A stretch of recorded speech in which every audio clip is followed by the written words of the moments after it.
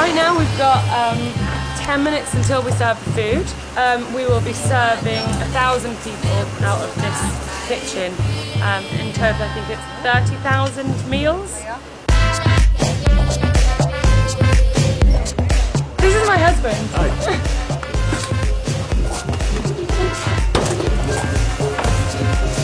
Oh, nice new rack, look at that. You know, everybody's lovely, you know, look where we are, you know, we're in the jungle cooking for lovely people. And, you know, it's great. Ralph, where are the flatbreads?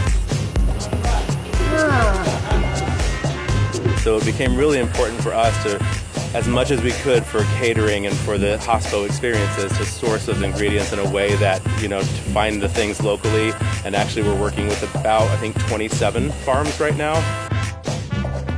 The southern zone in particular is a really unique climate in that between the mountains and the coast and all the areas in between, you have such a range of food all year round between tropical, I mean, we have bananas behind me, to up in the mountains you can get fresh berries. So this is rice and peas, a beanie jerk curry, a coleslaw with tahini dressing, and this is rainbow chard that's just been marinated.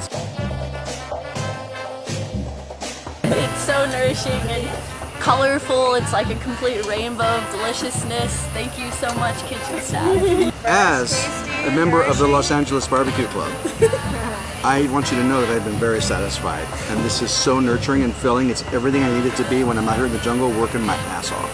Yeah.